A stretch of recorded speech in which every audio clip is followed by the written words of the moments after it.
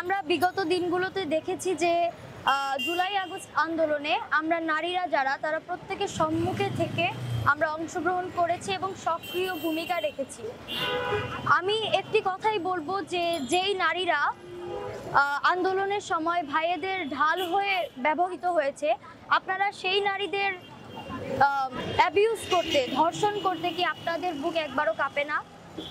আমি স্বরাষ্ট্র উপদেষ্টাকে একটি কথা বলবো, আপনারা 7 মাস ধরে যে সংস্করণের কথাটা বলছেন, যেখানে নারীদের নিরাপত্তা নেই, যেখানে বাংলাদেশের জনমানুষের নিরাপত্তা নেই, সেখানে কিসের সংস্করণ? আমি এটা প্রশ্ন রেখে যাচ্ছি অন্তর্বর্তীকালীন সরকারের কাছেও। আসলে নারীদের নিরাপত্তার বিষয় নিয়ে আমি প্রচন্ডভাবে শঙ্কা বোধ করছি।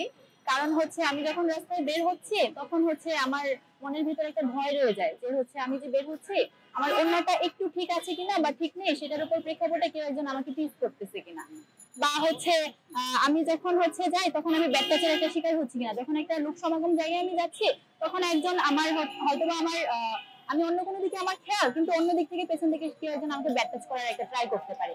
এই যে টেন্ডেন্সি গুলা, এই বিষয়গুলোর ভিত্তিতে আসলে আমরা খুবই শঙ্কাবোধ করছি বাংলাদেশের প্রেক্ষাপটে।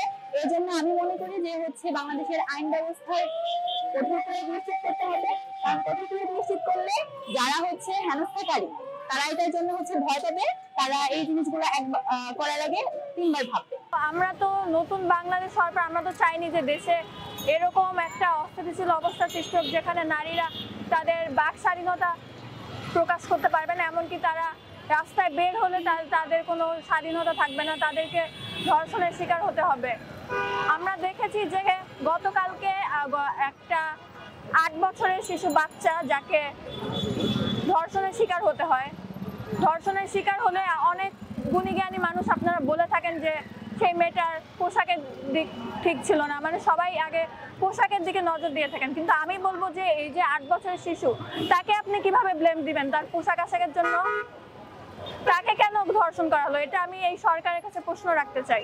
আমাদের পুরুষ সমাজের যে মানসিক অবস্থা, তাদের যে মানসিক চিন্তা ভাবনা, তাদের এটার সচেতনতা তৈরি করতে হবে, তাদের মানসিক চিন্তা ভাবনা, তাদের নিজস্ব সচেতনতা তৈরি করতে হবে, তাদের মাঝখানে নিজেদের এই বিকৃত মস্তিষ্কের চিন্তা ভাবনা থেকে বের হয়ে আসতে হবে যে নারীরা সম্মানীয়, তারা আমাদের মা এবং বোনের সমপর্যায়ে, তো তাদেরকে অসম্মানজনক কোনো কাজ আমরা করতে পারবো না। যদি আমরা তাদেরকে এইভাবে তাদেরকে ট্রিট করা হয় বা তাদের মনোভাব যদি এইরকম সেট আপ হয়, তাহলে আমার মনে হয় এটা আস্তে আস্তে ঠিক হয়ে যাবে। আমরা মাঠে নেমেছি আমাদের অধিকার আদায়ের লক্ষ্যে। কোন অধিকার? আমাদের নিরাপত্তার অধিকার। আমাদের নিরাপত্তার অধিকার আদায় করার জন্য আমরা সর্বোচ্চ আমাদের যতটুকু যাওয়া লাগে আমরা ততটুকু যাবো, এবং রাষ্ট্রের কাজ নারীদের নিরাপত্তা নিশ্চিত করা। সেই লক্ষ্যে যেহেতু আমরা এগিয়ে এসেছি, তাদের আমাদের কোঅপারেট করা উচিত।